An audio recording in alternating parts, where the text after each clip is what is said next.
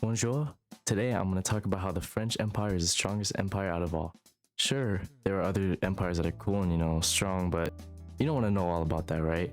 We're talking about the French Empire. The French Empire was known for its powerful, land-based military during the 17th century, along with its vast way of conquering many lands.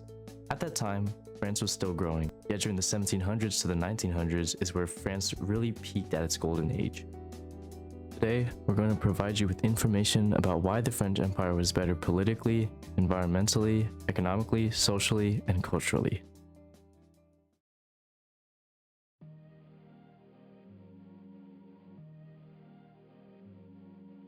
Being known as a global superpower, the French Empire consisted and expanded around the world, spreading from parts of North America, South America, Canada, and most of Africa. Having taken land so easily, the French were known to be unstoppable and rivaled to the British Empire. The French Empire held an absolute monarchy, known as the Ancien Regime, which is where the power goes into only one person, such as a queen or king. The French utilized this absolute monarchy by helping them win many wars and battles, as the absolute monarchy created a bureaucracy, along with reshaping and expanding the military. Because of this centralized power and strong military, taking over territories and expanding land were way too easy for the French. France had powerful leaders, each leading them to outstanding peaks. But the king that made the French really reach its golden age was Louis XIV. Louis XIV helped France centralize power along with having control over the military. He was an important part of why France had begun to expand in terms of modernization and land. Because of all that land they conquered and to centralize power, he decided to build a large palace and said, yeah, let's just build this palace to show off and stuff. Oh, and to consolidate power, which this was the Palace of Versailles.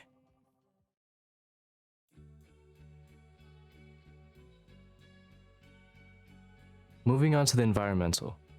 The temperature around there stayed consistent, so around 60s or 70s, and France mainly had good natural resources. They utilized their land for agricultural foundations, using nearby trees for fire or shipbuilding. France was also involved in trade. Being part of the fur trade and taking maritime trade routes, they traded a lot of their agricultural products, along with salt and wine. However, France was also impacted by the Little Ice Age. France and most of Europe experienced freezing temperatures during the winter, the spread of famine via the people affected and trade routes, along with farmers being unable to plant crops or farm in general, since it's too cold for plants to grow. And around 1709, France also experienced something similar to the Little Ice Age, known as the Great Winter or the Great Frost. It was a 3-month time frame, yet it was deadly, as it also spread famine, froze rivers, struggled to grow crops, hunger, and a huge blow to the economic state at the time.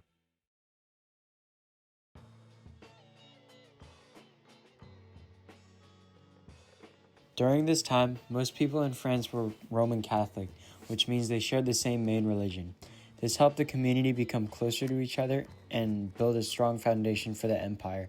The Catholic Church was connected to the government, so it had a lot of control over the empire. The church helped make decisions about rules, schools, and even economic decisions.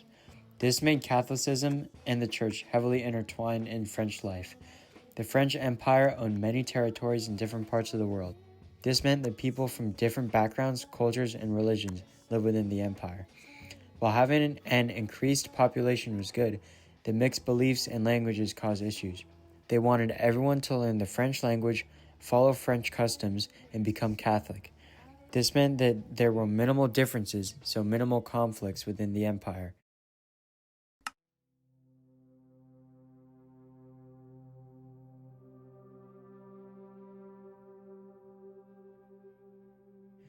Most people living in France at the time were farmers. They usually lived in the countryside, usually in small villages, and worked on farms with their families. They grew crops and took care of animals for food and sold the excess to the main towns. They were usually craftsmen, artisans, or skilled tradesmen. The French Empire had colonies in faraway places, which brought new products like sugar, coffee, and spices to France.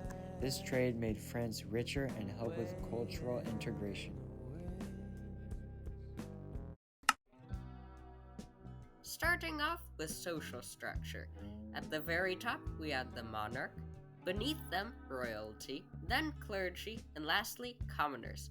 Commoners could make their way up to clergy, but they had to be royalty in order to hold the top spots. Women in the French Empire had more rights than they did in others, because they could manage property and vote. Some of the duties that women had were to work as much as the men and look after their kids. The French Empire impacted the West by laying the foundation for the fur trade by having colonies along the St. Lawrence River in North America. These colonies oversaw the production and distribution of fur. This fur was important because it was in demand all over the world.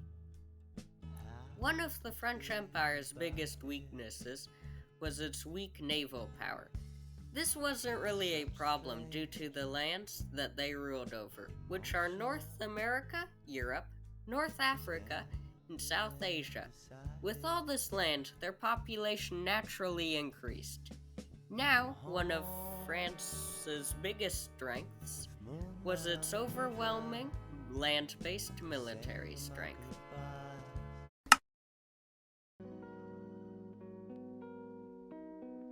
In conclusion, with France's strong land-based military, they conquered many places despite their weak naval power.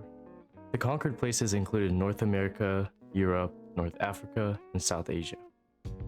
With all these places, they had a diverse array of cultures and environments. Because of this diversity of cultures, France had some troubles. They tried their best to fix this by forcing all these people to act like French people. With these different environments, they could get a large variety of goods to trade. In the French Empire, Roman Catholic was the main religion and was also closely intertwined with the state. This made things run smoothly because decisions were made by the religious as well as the state. Being under one religion meant that there was less fighting and more people were closer. The French Empire had a lasting impact with the fur trade and colonies in North America. And finally, thank you for watching.